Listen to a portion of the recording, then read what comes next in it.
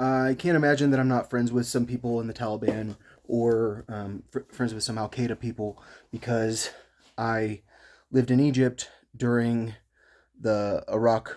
Well, no. Well, it was during the Iraq War, it was during the Afghanistan War, and it was also during Israel's war with Lebanon in southern Lebanon.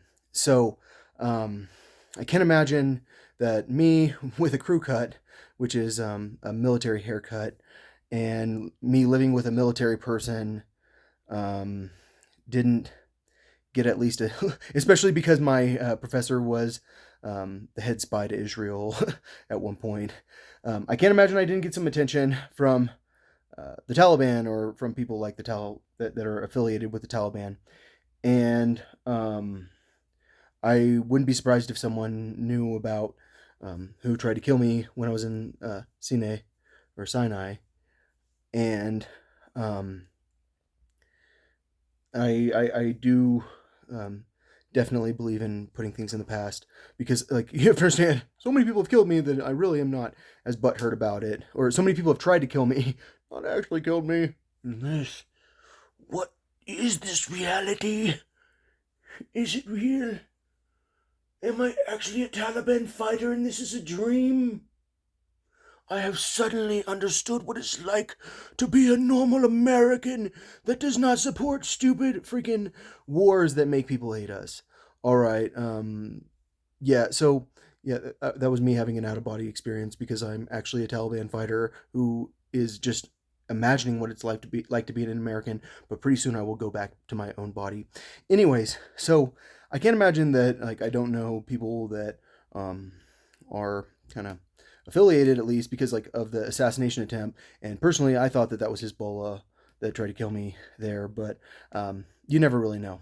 Um, all I'm saying is that like you guys know me and you know I'm not an asshole and my recommendation as not an asshole to the Taliban is that you get with the government and be like, all right, dude, we would like to be able to be a political party in this country and um, we want to encourage that our values are spread in this country, but we don't want to have to turn our country into hell by using violence to force people into following Islamic law in the way that we interpret it.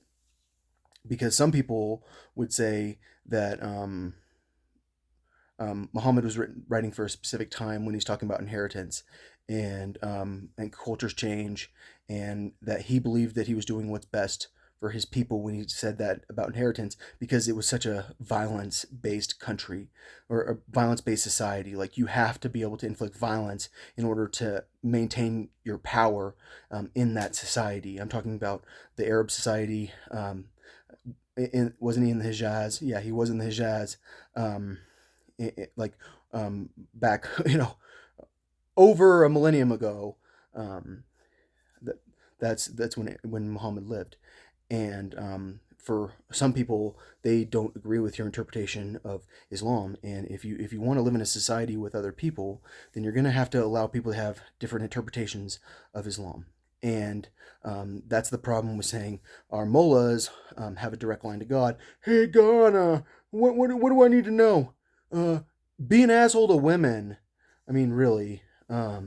And my understanding is that the Taliban has actually tried very hard to be nice when people are not nice to them in Afghanistan because they do realize that they have a perception problem and they have to be the police. And the reality is, a lot of them could be the police because they are trained very well. And you do need good police in Afghanistan if you want to maintain law and order. And if they're super religious nuts, then chances are they're not going to steal from people.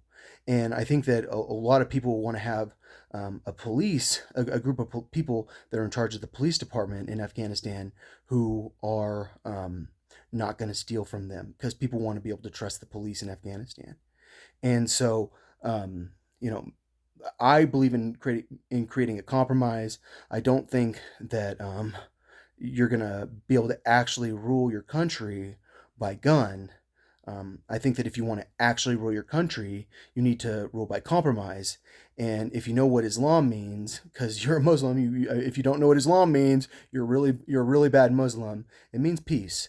And I think for a lot of people in the Taliban, what peace is to them is everyone does what they say. And in my opinion, peace in a very highly populated society that's a completely different society than the society that Muhammad, peace be upon him, lived in. Um, when when you're living in a completely different society, then you should definitely um, recognize that God gave you the ability to think. And if you have the ability to think and to recognize that, like, uh, having women strictly in traditional roles is bad for your society. You're going to have population problems. You're going to have women that can't contribute after their kids are grown up. And some people believe that women should be able to contribute more than just in the child rearing. And if you want to be a really good child rearer, then it'd be better if you're smart because you can teach your kids better. And so, um, all I'm saying is, um, you live in a different society than Muhammad, peace be upon him, lived in, but um, and because of that, you probably should be someone who's practical instead of someone who's so obsessed with virginity. Even though the most holy woman in your entire religion was married twice before Muhammad, peace be upon him, and she, um, yeah, why do you say peace be upon him? Because you, it's just a habit, and if she's if the most holy woman in your religion has been married three freaking times and she's way older than this guy and she's basically like, oh, I'm rich, I'll pick you. um, um, like, at some point you have to wonder, like, why are you so obsessed with virginity if the most holy woman is Khadijah? um, like, it sounds like you're getting involved with things you shouldn't be involved with, and the government shouldn't be involved in everything, even though a lot of people believe that, like, if the government was just involved with checking girls' virginities more, our society would be more peaceful. Because isn't that the goal? The goal is peace, right? Well, how do you achieve peace? By being flexible, by letting people not agree with you, by making sure that you're allowed to believe whatever you believe, and they're not gonna um, take away your rights because you want to be able to be a religious person. That, like, I don't want a law that tells me that I have to give my daughters more. I want to follow the Quran. Well, that's fine. You can follow the Quran, and they can't make a law that says that you can't follow the Quran.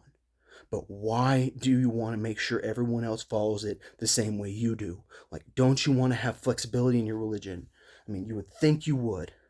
So I don't know. I feel like the Taliban knows me. I'm, like, not being an asshole here. Like, I'm being honest, and um, and my honest opinion is that, like, if you want Islam, then you're gonna have to be um, flexible.